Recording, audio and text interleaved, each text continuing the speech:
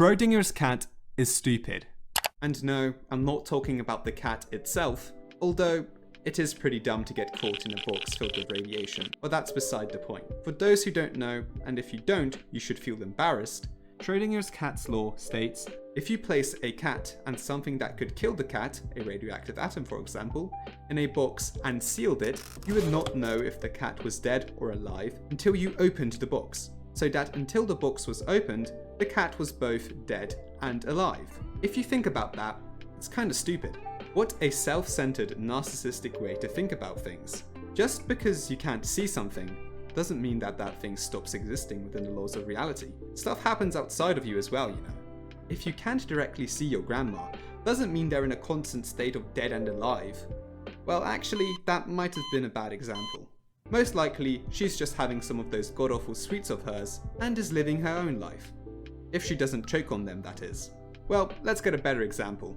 Just because a cat is under a hat doesn't mean there's some extreme beach volleyball going on under there.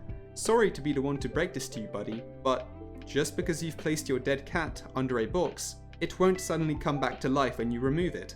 Unless your mum has placed a new one under the box, in which case you should investigate it closely. You'll see, that's not Mr. Whiskers. He's dead. You killed them by placing them in a box with uranium. You psychopath. And before you go, oh, but quantum things work differently, and dead and alive is just an expression. They don't actually mean it like that. I'd like to say, you're a— Sorry, I can't be your man. I'm sorry, she a fucking fan. I get bread, all these fucking bands.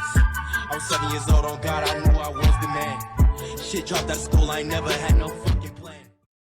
If a self-driving car needs to choose between the lesser of two evils, which one should it pick? For example, what if the brakes fail, and the AI driver has to pick between the two only sides it can go down?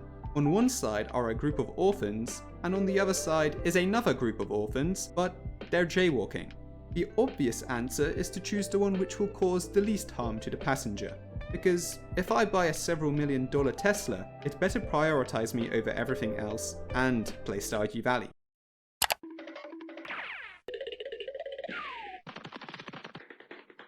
Looks like the local trolley has been getting their brakes the same place self-driving cars have, and now it can't be stopped. It's up to you to decide which route it will take on its seemingly endless journey of destruction with a little handy lever to your left.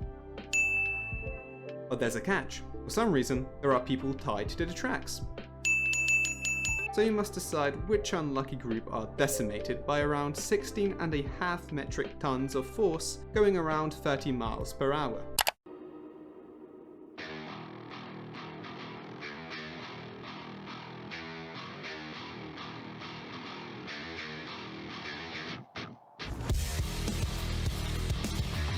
Let's see a few scenarios. The most basic one is very simple. You have to choose between Mark on the top and Jeremy Lloyd Francisco Akira and Michael on the bottom. It's important to note that dual track drifting is not an option here. This is an older model driven by a gorilla.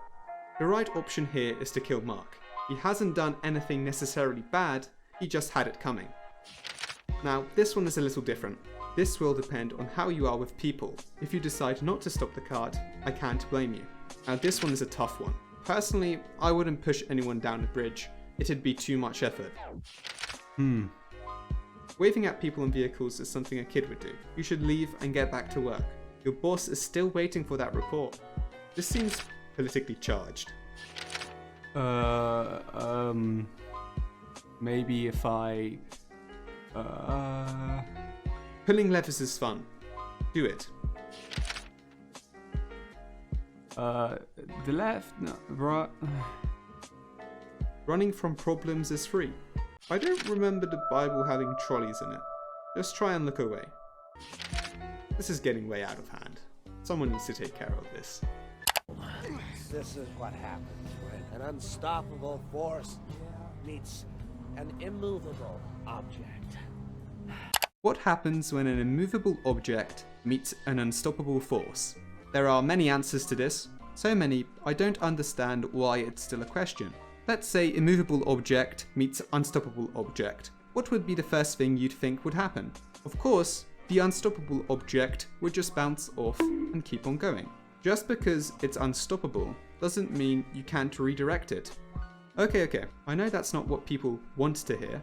Let's say it can't move out of the way, can't slow down, and can't be pushed from its course. What then? I'd say it would just go through it, but people will say that's unrealistic. So fine, let's say it can't pull a Danny Phantom, in which case they'll trade positions. The immovable object will become the unstoppable one, and vice versa. Now, what if that can't happen either? Well, then the unstoppable object would end up going straight up your... Did you know that you have rights? The Constitution says you do, and so do I. I believe that until proven guilty, every man, woman, and child in this country is innocent. Split or steal?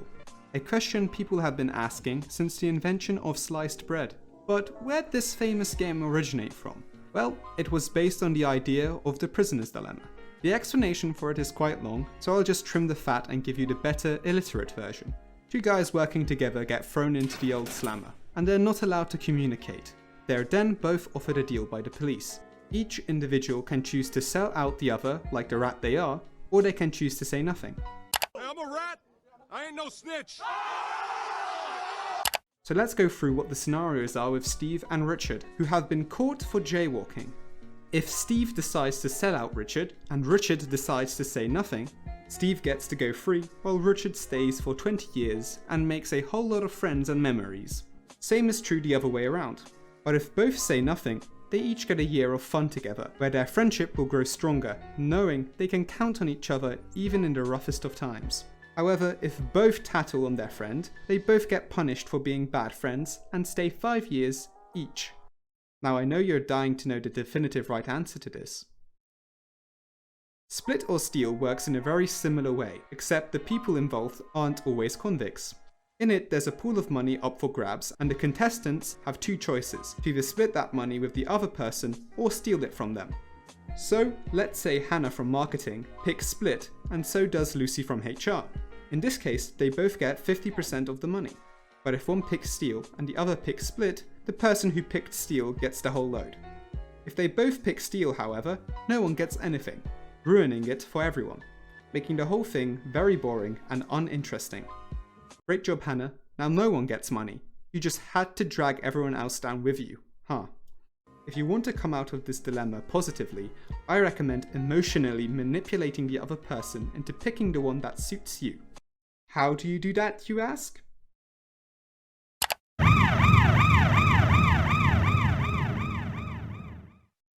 Is it 4 or 3? It's 1. They're all attached. Is it 6 or 9? It depends. A puppy passes you the booth. Yes. Do you accept? No. Do not accept drugs from a dog. Not after last time. Do you accept the bit? Yes, you should. Give him a hand. He struggles sometimes with his 5th bottle. You know that. Should you kill baby Hitler? Red or blue pill? Neither. Don't accept pills from strangers. Not after last time. Should you get into an unmarked van for free candy? Only if you invite your friends with you. Sharing is caring. Should I open a suspicious package on my doorstep? No. Put it next to your neighbour's house and wait for them to open it for you. Is he lying or not? He's being a bitch,